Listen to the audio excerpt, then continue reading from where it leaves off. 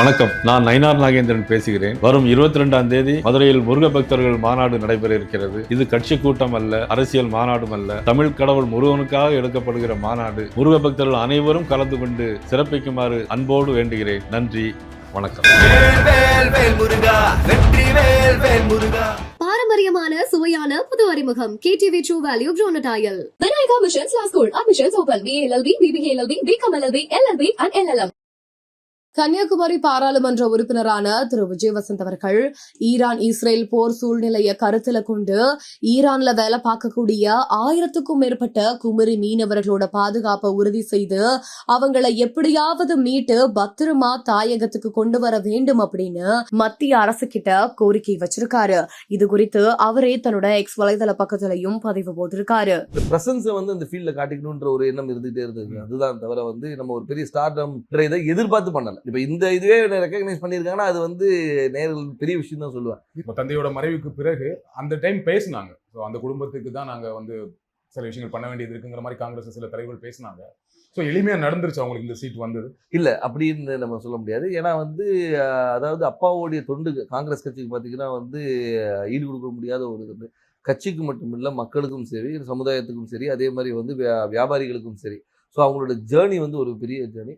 அவங்களுடைய கனவு ஃபுல்ஃபில் ஆனது 2019 ஒரு எம்பி ஆகி அவங்களுடைய அந்த டேர்மை முடிக்க முடியாமல் அவங்க கொரோனானால பாதிக்கப்பட்டு இறந்துட்டாங்க.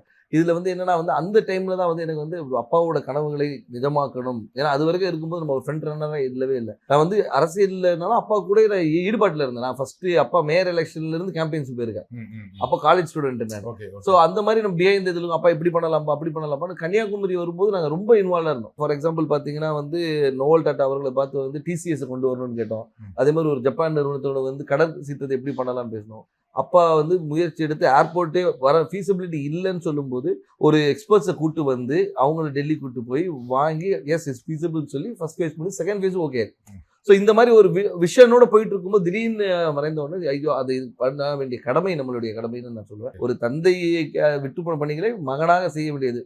அது குடும்ப ரீதியாகவும் சரி, வசந்தன் கோவா இருந்தாலும் சரி, சமூக பணியாக இருந்தாலும் சரி இது எனக்கு செய்ய வேண்டிய கடமைன்னு தான் எடுத்து. உங்களுக்கு அந்த கடமையை அதை நம்ம பண்ணணுங்கிற ஒரு ஆசையும் கடமையும் இருக்கு. பட் கட்சிக்குள்ள அதை முழுமையா ஒத்துக்கிட்டாங்களா? கட்சிக்குள்ள முழுமையா ஒத்துக்கிட்டாங்கன்னா நான் மறைந்த பின்பு நான் உள்ள வரல. அதுக்கு முன்னாடி பார்த்து ஏஐசிசி மெம்பரா இருந்திருக்கேன், ஆர்ப்பாட்டங்கள் கலந்துருக்கிறேன், நிகழ்ச்சிகளில் கலந்துருக்கேன். ஏன்னா அப்பா ஃப்ரண்ட் ஹேண்ட் இருந்தாலும் நம்ம தெரியல. நிறைய பேர் கேட்டாங்க நீங்க கட்சியில என்ன இருந்தீங்க சார், நான் இதுல இருந்த பாருங்க அப்படின்னு. ஓகே நீங்க இருந்திருக்கீங்களான்னு ஒரு இது அப்பா மறைவு பின்பு நம்ம தெரிஞ்ச உடனே ஒரு லைம் லைட்ல வந்த மாதிரி. நடுவுல கார்த்தி சிதம்பரம் அவர்கள் கன்னியாகுமரி தொகுதிக்கு பிரியங்கா காந்திக்கு விருப்ப மனு கொடுத்தாரு இல்லையா? அப்ப எப்படி இருந்துச்சு அது? அப்ப எனக்கு என்ன தோணுச்சுன்னா, ஓகே கட்சிக்குள்ள அதுக்கு முன்னாடியே பேசிட்டு இருந்தாங்க, விஜய் வசந்துக்கு தான் தொகுதி கொடுக்க போறாங்க அப்படின்னு பேசிட்டு இருக்கும்போது இந்த ஒரு நிகழ்வு நடந்தது. கட்சிக்குள்ள அப்ப ஒரு சப்போர்ட் இல்லாம இருக்கும். அப்படி அதாவது அதுக்குதான் பேர் விருப்ப மனுன்னு வச்சிருக்காங்க. அவங்க விருப்பப்படுறவங்கள இது பண்றதுதான் விருப்ப மனு வச்சிருக்காங்க. ஏன்னா அப்பா போட்டியிடும் போது ராகுல் காந்தி அங்க போட்டியிடும் சொல்லி விருப்ப மனு கொடுத்தவங்களும் இருக்காங்க. ஸோ அதனால அந்த விருப்பத்தை ஒரு அகில இந்திய தலைவர் நம்ம தொகுதியில கன்னியாகுமரி காங்கிரஸோட கோட்டையாக இருந்த ஒரு இது. காமராஜர், குமரி அனந்தன் இவங்கெல்லாம் வெற்றி பெற்ற ஒரு இது. டென்னிஸ் எல்லாருமே வெற்றி பெற்ற ஒரு காங்கிரஸோட இதா இருந்தனால அந்த ஒரு பலம் இருக்கிறதுனால பண்ணா நல்லா இருக்கும் ஒரு இது. இப்ப சீட் கொடுத்தாச்சு, எந்த அளவுக்கு நம்பிக்கையா இருக்கீங்க? ரொம்ப நம்பிக்கையா இருக்கு. மக்கள் என்ன ரெஸ்பான்ஸ் சொல்றாங்க? மக்கள் ரெஸ்பான்ஸ் ரொம்ப நல்லா இருக்கு, ரொம்ப நல்லா இருக்கு. அதே மாதிரி என்னன்னா ஆதரவும், அதாவது முதற்கண் கட்சியோடைய ஸ்ட்ரென்த்தும் எங்களுடைய கூட்டணியோடைய பலமும், அதுபோல அப்பா விட்டு சென்ற பணிகளும், அதுபோல ராகுல் காந்தி அவர்களுடைய வருகை அந்த கரெக்டாக அந்த மார்ச் 1 வந்தது ஒரு பெரிய எழுச்சியை கொடுத்தது. எங்கள் தொண்டர்கள் மத்தியிலும் சரி, பொதுமக்கள் மத்தியிலும் ஓகே நம்ம ஊர் வந்திருக்காங்க, அவர் பண்ண அதாவது ஒரு தலைவராக வராமல் ஒரு தொண்டனாகவும் சராசரி மனிதனாக வந்தார். இப்போ நீங்கள் எல்லா தலைவரும் வராங்க, மீட்டிங் போடுறாங்க. அப்படி இல்லாமல் ரோட்டில் ஒரு டீ கடையில் நின்று ஒரு பையனை கூப்பிட்டு பேசி அவங்ககிட்ட ரன்னிங் இன்ட்ரெஸ்ட் இல்லைன்னா ஷூஸ் இருக்கா, இல்லைன்னா ஷூஸ் வாங்கி கொடுத்து அனுப்புகிறேன். ஸோ இந்த மாதிரி ஒரு இதுக்கு பர்சனல் கனெக்ட், திடீர்னு போயிட்டு ஸ்கூலில் போய் தண்டனை எடுக்கிறாரு, இன்ட்ராக்ட் பண்ணுற ஸ்டூடெண்ட்ஸோட. அதே மாதிரி பார்த்தா இது முந்தின இதில் பார்த்தா நெசவாளிகளும் சரி, விவசாயிகள் இன்ட்ராக்ஷன், மீனவர், அந்த மாதிரி எல்லாரோட கனெக்ட் பண்ணும்போது நம்மளோட ஒருத்தர் அவர் அப்படின்ற ஒரு அஃபினிட்டி வருது. அது போக மட்டும் இல்லாமல் இப்போ ஆளுகின்ற பிஜேபி அரசு மீது உள்ள எதிர்ப்பும் அதிருப்தியும் கூட ஒரு பெரிய பலமா இருக்கும். கன்னியாகுமரியில பிஜேபிக்கு கொஞ்சம் ஸ்ட்ராங் இல்லையா? பொன்னார் அவர்கள் ரொம்ப ஸ்ட்ராங்கான கேண்டிடேட் தான் இல்லையா? அதை மறக்க முடியாது. கண்டிப்பா அதை நம்ம மறுக்க முடியாது. நம்ம அதாவது பிஜேபி தரப்பில் திரு பொன் ராதாகிருஷ்ணன் அவர்கள் ஒரு 2 முறை எம்பியாக இருந்தவர் தான், ஒரு பெரிய வேட்பாளர். ஆனாலும் எங்களுடைய கூட்டணி, அதாவது எங்கள் திமுக சார்ந்த கூட்டணி வந்து மிக பலமான கூட்டணி சொல்லலாம். அது வந்து திமுக மட்டும் இல்லாமல் எங்களை சார்ந்து இருக்க மதிமுக, அதுக்கு ஒரு விடுதலை சிறுத்தைகள், அதுக்கு ஒரு முஸ்லீம் லீக், அதுக்கப்புறம் மனிதநேய மக்கள் கட்சி, இது எல்லாமே பார்த்தீங்கன்னா வந்து எங்களுடைய ஒவ்வொரு பேஸையும் கவர் பண்ணுது. அதாவது ஒரு முஸ்லீம்ஸ் கவர் பண்ணுது, திமுகவோட ஸ்ட்ராங் ஹோல்டு, மதிமுகவோட ஸ்ட்ராங் ஹோல்டு, அந்த மாதிரி வந்து எல்லா பாக்கெட்டும் கவர் பண்ணி எங்களோட ஸ்ட்ரென்த்தை வந்து நான் இன்னும் மொபிலைஸ் பண்ணி வச்சிருக்கோம். ஸோ இப்போ பார்த்தீங்கன்னா வந்து இது வந்து எங்களுடைய ஷுவர் ஷாட் விக்டரின்னு சொல்லலாம். ஸோ உங்க கூட்டணியோட ரொம்ப ஸ்ட்ராங்கா இருக்கு, அந்த கூட்டணியை ஒரு பெரிய வெற்றி தேடித்தரும்னு சொல்றீங்க. கண்டிப்பாக திரு வசந்தகுமார் அவர்களுக்கு கன்னியாகுமரி தொகுதி மக்கள் வாக்களிச்சாங்க. ஏன் விஜய் வசந்த் அவர்களுக்கு வாக்களிக்கணும்? ஏன் உங்களுக்கு வாக்களிக்கணும்? அதான் வசந்தகுமார் அவர்களுக்கு வாக்களித்தனால விஜய் வசந்துக்கு வாக்களிக்கணும்னு நான் சொல்ல வரல. ஆனால் ஒரு காங்கிரஸ் வேட்பாளராகவும் அதே மட்டுமல்ல வசந்தகுமார் அவர்கள் வந்து இந்த மக்களுக்கும் கன்னியாகுமரி மக்களுக்கும் பல துண்டுகளை செஞ்சிருக்காங்க. அது விட்டு போன பணிகளை வந்து அவர் மகன் செய்வார் என்ற ஒரு நம்பிக்கை அவங்களுக்கு இருக்கு. அது மட்டும் இல்லாமல் வந்து நான் வந்து ஒரு வாரிசா வந்து நேராக போயிட்டு வந்து நான் நேராக டெல்லியில இங்கேயும் போய் வரல. அடுத்த நாளே மக்களை சந்திச்சேன், மக்களோட இருந்தேன், எல்லா நிகழ்ச்சிகளை கலந்து கொண்டு எல்லாரோட நிறை குறைகளை கேட்டுட்டு இருக்கோம், மக்களாக இருந்தோம். அது ஏன்னா எடுத்தவொன்னே அக்செப்ட் பண்ணிக்க மாட்டாங்க. கேட்குற கேள்விக்கு நான் சொல்றேன், அதை அக்செப்ட் பண்ண வைக்கிறதுக்கு நான் ஒர்க் பண்ணேன். ஸோ அதனால வந்து அப்பாவுடைய இடத்தை வந்து மகன் வந்து நிரப்பாரு என்ற நம்பிக்கையை அவங்களுக்கு கொடுத்தேன். அந்த நம்பிக்கையை வந்து எல்லார் மேலேயும் பெருசாவே இருக்கு.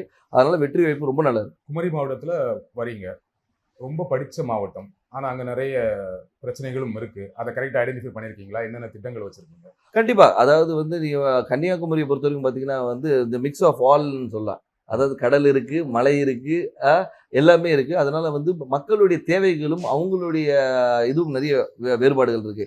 ஒரு பாக்கெட்டையும் நாங்கள் அனலைஸ் பண்ணி வச்சிருக்கோம். அதாவது இந்த மக்களுக்கு இது தேவை, இவங்களுக்கு இது தேவையில்லைன்ற அளவுக்கு அனலைஸ் பண்ணி வச்சிருக்கோம். மக்களுக்கு விரோதமான எந்த ஒரு சட்டத்தையும் கொண்டு வரக்கூடாது என்ற ஒரு முடிவும், மக்களுக்கு எப்பவுமே நன்மை கொடுக்கணுன்ற ஒரு சட்டத்தை கொண்டு வரணும், அவங்க மக்களுடைய வாழ்வாதாரத்தை உயர்த்துற அளவுக்கு என்ன செய்யணுமோ அந்த திட்டங்களை கொண்டு வந்து. எனக்கு தெரிஞ்ச வரைக்கும் குமரி மாவட்டத்துல வாழ்வாதாரம் ஓரளவுக்கு நல்ல வாழ்வாதாரம் இருக்கும். எல்லாமே படிச்சவங்களா இருப்பாங்க, வேலையில இருப்பாங்க.